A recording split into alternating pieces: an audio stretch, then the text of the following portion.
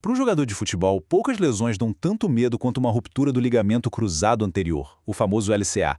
A cirurgia, quase sempre é o caminho, mas aí vem a grande questão: qual enxerto usar? Hoje, a gente vai mergulhar de cabeça nas duas opções mais comuns com base numa baita revisão científica para tentar entender qual delas realmente se sai melhor. Mas antes de entrar nessa briga, é preciso entender o tamanho do problema. Uma lesão de LCA não é só um machucado qualquer.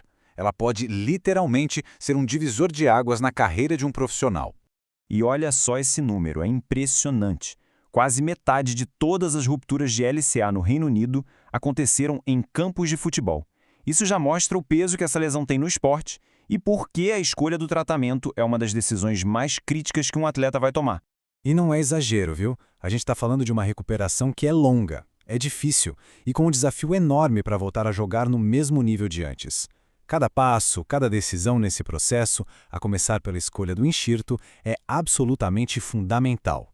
E é isso que nos traz ao centro do ringue. Vamos colocar frente a frente as duas principais opções cirúrgicas. Pensa nisso como uma luta mesmo, um confronto direto entre os dois pesos pesados da reconstrução de LCA. De um lado do corner, o enxerto de tendão isquiotibial, o TI, que é tirado lá da parte de trás da coxa. E do outro lado, o enxerto osso-tendão patelar-osso, ou OTPO, que vem da frente do joelho. São duas técnicas bem diferentes, mas com o mesmo objetivo: reconstruir o ligamento e botar o atleta de volta em campo. E o gongo soa para o primeiro round, que já começa com a pergunta que realmente importa. Afinal, de que adianta a cirurgia se o ligamento novo não vai aguentar o tranco, né? Durabilidade é tudo. Essa é a pergunta de $1 milhão. Atletas, médicos, fisioterapeutas, todo mundo debate isso há anos.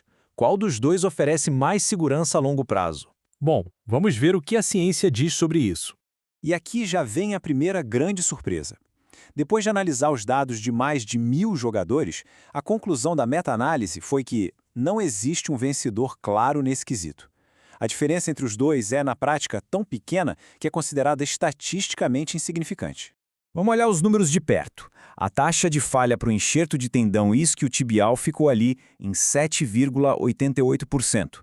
Isso dá mais ou menos 8 em cada 100 atletas. Agora, vamos ver o adversário. O enxerto de tendão patelar tem uma taxa de falha um pouquinho menor, de 6,34%.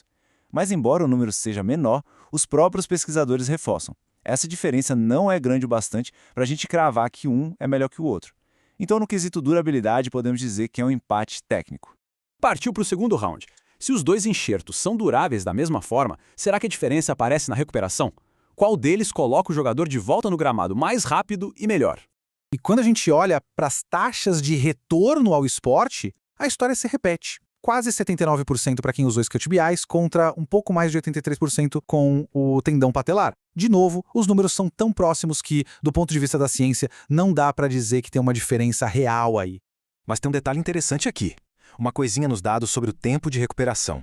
Apesar da taxa geral de retorno ser parecida, alguns estudos perceberam que os jogadores com enxerto dos isquiotibiais costumam voltar a treinar e jogar um pouquinho antes.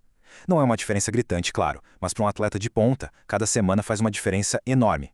Ok, se não tem um vencedor claro em durabilidade ou em taxa de retorno, onde é que está a diferença então? É aqui, no terceiro round, que a coisa fica mais complexa. A decisão não é sobre qual é melhor, e sim sobre qual trade-off, qual troca faz mais sentido para cada pessoa.